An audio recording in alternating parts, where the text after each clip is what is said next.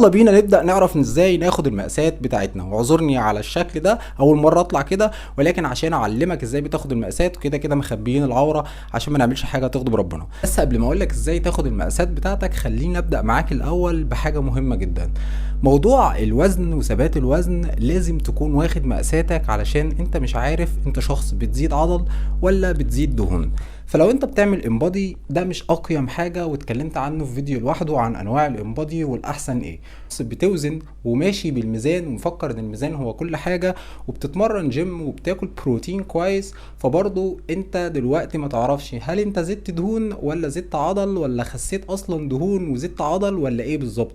ما انت لو جبت شكارة بطاطس وحطيتها على الميزان هيديك الميزان بتاعها، مش هيطلع لك الدهون ولا المية ولا الفاتس ولا كل الكلام ده. انت لازم تمشي بالمقاسات لو انت ماشي في دايت كويس، بتاكل بروتين كويس وبتتمرن جيم.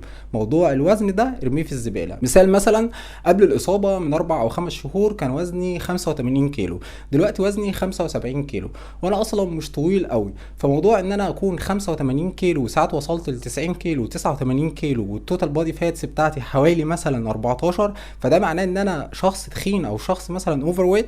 لا، ده مش صح.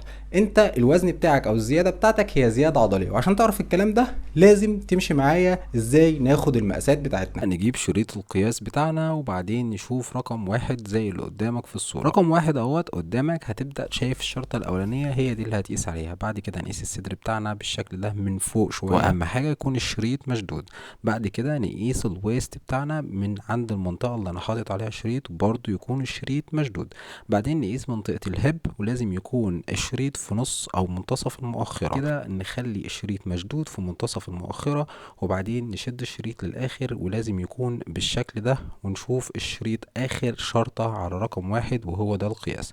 بعد كده لو عايز تقيس الدراع بتاعك برضو يكون بالشكل ده، والبايسبس ما تكونش مشدودة علشان ما يبينش قياس اكبر. بعد كده تقيس منطقة الهب بالشكل اللي قدامك ده، او منطقة الفخذ، علشان يكون الشريط برضو بتاعك مشدود، وتشوف اخر شريط رقم 1 على كام. وبعدين تقيس منطقة السمانة بالشكل اللي قدامك في الصورة ده، وتكون السمانة مرتخية ما تكونش مشدودة. وبرضو نخلي الشريط بتاعنا مشدود علشان كل مرة يكون نفس القياس ونكون قسنا بطريقة صحيحة. بعد كده لو حابب تقيس البطن السفلية تقدر تقيسها برضو بالطريقة اللي قدامك ديت. وعلشان يكون البطن السفلية مشدودة صح، لازم تكون تحت السرة او عند السرة بالظبط، علشان كل مرة تقيس من نفس المسافة. بعد كده تقيس منطقة الرقبة، وانا قلت ليه بنقيس منطقة الرقبة وعملت فيديو عنها مخصوص علشان تطلع التوتال بودي فاتس. ازاي تطلع التوتال بودي فاتس بتاعتك عن حوالي او القياس بتاعتك. شفت الاداة اللي قدامك في الصورة ديت مش موجودة وغالية جدا ومش كل الناس تقدر تجيبها. والانبادي كمان بيطلع نسبة التوتال بودي فاتس غلط، وبيطلعها بطريقة عشوائية جدا. واتكلمت عن انواع الانبادي في فيديو لوحده، يا ريت ترجع له. فعلشان كده ممكن اخليك تطلع نسبة الدهون بتاعتك بحسبة بسيطة جدا عن طريق شريط القياس. يلا بينا نشوف. هنبدأ الطريقة التانية عشان تحسب نسبة الدهون بتاعتك. أهم حاجة تمسك الصدر بتاعك من المنطقة دي وما يكونش من تحت، أيوة من هنا كده، وتشوف درجة الجلد بتاعتك وتقيس العرض وتقيس الوايدنس بتاع الجلد نفسه وتشوفها كام سنتي. وبعدين هقولك يبقى القياس أو القياسات بتاعتها هعملها لك في فيديو عشان تشوفها وتاخدها سكرين شوت.